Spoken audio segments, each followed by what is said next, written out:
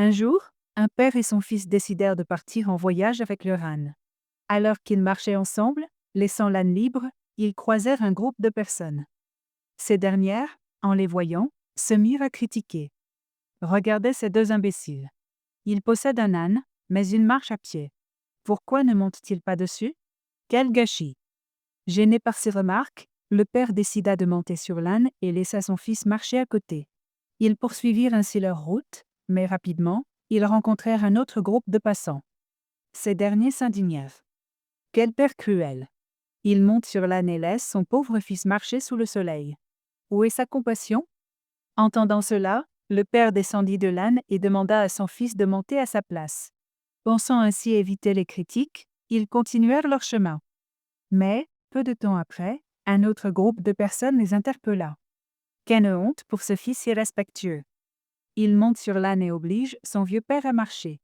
N'a-t-il donc aucun respect pour ses aînés? À ce moment-là, le père et le fils décidèrent qu'il valait mieux que les deux montent ensemble sur l'âne. Ils se dirent que cela mettrait fin aux remarques. Mais lorsqu'ils croisèrent un nouveau groupe de personnes, celles-ci s'écrièrent avec colère. Quelle cruauté! Ces deux-là n'ont aucun cœur. Ils surchargent ce pauvre âne, qui peine sous leur poids. N'ont-ils aucune pitié pour cet animal? Confus et fatigués des critiques incessantes, le père et son fils réfléchirent à une autre solution. Finalement, ils décidèrent de porter eux-mêmes l'âne. Le père souleva l'avant, et le fils souleva l'arrière, et ils avancèrent ainsi, sous les regards étonnés des passants. Mais en arrivant près d'un pont, l'âne, mécontent d'être transporté, se débattit avec force. Dans leur lutte pour le maintenir, le père et le fils perdirent l'équilibre, et l'âne tomba dans la rivière. Il fut emporté par le courant et disparut. Le père, abattu, se tourna vers son fils et dit : « Mon fils, retiens bien cette leçon, quoi que tu fasses dans la vie, il y aura toujours des gens pour critiquer.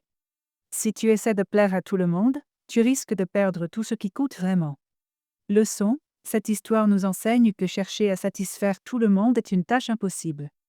Il vaut mieux agir selon ses propres convictions et rester fidèle à soi-même, car les critiques sont inévitables.